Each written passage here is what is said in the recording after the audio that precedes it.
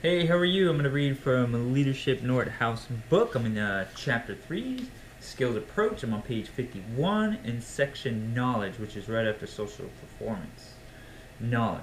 As shown in the model in figure 3.2, the third aspect of competencies is knowledge. Knowledge is inextricably related to the application and implementation of problem-solving skills in organizations.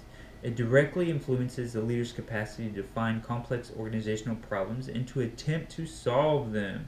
Knowledge, that's Mumford to Carl Harding in 2000. Knowledge is the accumulation of information and the mental structures used to organize the information. Such a mental structure is called a schema, a summary, a diagrammatic representation, or an outline. Knowledge results from having developed an assortment of complex schemata for learning and organizing data. For example, all of us take various kinds of facts and information into our minds. As we organize that information into categories or schemata, the information becomes more meaningful. Knowledge emerges from the facts and the organizational structures we apply to them. People with a lot of knowledge have more complex organizing structures than those with less knowledge. These knowledgeable people are called experts. Consider the following baseball example. A baseball expert knows a lot about facts about the game. The expert knows the rules, strategies, equipment, players, and much, much, much more. The expert's knowledge about baseball includes the facts, but it also includes the complex mental structures used in organizing and structuring those facts. That person knows not only the season and lifetime stats for each player, but also that player's quirks and injuries, the personality of the manager, the strengths and weaknesses of available substitutes, and so on. The expert knows baseball because she or he comprehends the complexities and nuances of the game. The same is true for leadership and organizing. Leaders with knowledge know much about the products, the tasks, the people, the organization, and all the different ways these elements are related to each other. A knowledgeable leader has many mental structures with which to organize the facts of organizational life. Knowledge has a positive impact on how leaders engage in problem solving. It is knowledge and expertise that make it possible for people to think about complex system issues and identify possible strategies for appropriate changes. Furthermore, this capacity allows people to use prior cases and incidents in order to plan for needed change.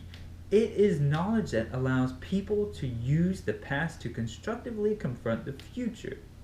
To summarize, the skills model consists of 3 competencies: problem-solving skills, social judgment skills, and knowledge. Collectively, these 3 components are positively related to effective leadership performance. Individual attributes. Returning to figure 3.2, the box on the left identifies 4 individual attributes that have an impact on leadership skills and knowledge: general cognitive ability, crystallized cognitive ability, motivation, and personality. These 3 attributes play important roles in the skills model. Complex problem solving is a very difficult process and becomes more difficult as people move up in the organization. These attributes support people as they apply their leadership competencies. General cognitive ability. General cognitive ability can be thought of as a person's intelligence. It includes perceptual processing, information processing, general reasoning skills, creative and divergent thinking capacities, and memory skills. General cognitive ability is linked to biology, not to experience. General cognitive ability is sometimes described as fluid intelligence, a type of intelligence that usually grows and expands up through early adulthood and then declines with age. In the skills model, intelligence is described as having a positive impact on the leader's acquisition of complex problem skills and the leader's knowledge. Crystallized cognitive ability. Crystallized cognitive ability is intellectual ability that is learned or acquired over time. It is the store of knowledge we acquire through experience. We learn and increase our capacities over a lifetime, increasing our leadership potential, problem-solving skills, our conceptual ability, and social judgment skills. In normal functioning adults, this type of cognitive ability grows continuously and typically does not fall off in adulthood. It includes being able to comprehend complex information and learn new skills and information, as well as being able to communicate to others in oral and written forms. Connolly and others in 2000. Said another way, crystallized cognitive ability is acquired intelligence, the ideas and mental abilities people learn through experience. Because it stays fairly stable over time, this type of intelligence is not diminished as people get older. Rose and Gordon in 2015. Motivation. Motivation is listed as the third attribute in this model, while Kearns in 2015 identified 3 categories of motivations: self-interest, career considerations, and higher purposes that propel leaders.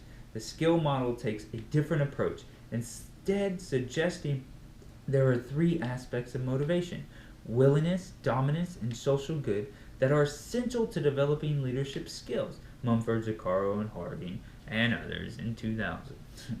First, leaders must be willing to tackle complex organizational problems. The first step is critical. For leadership to occur, a person must want to lead. Second, leaders must be willing to express dominance, to exert their influence, as we discussed in Chapter 2. In influencing others, the leader must take on the responsibility of dominance because the influence component of leadership is inextricably bound to dominance. Third, leaders must be committed to the social good of the organization. Social good is a broad term that can refer to a host of outcomes.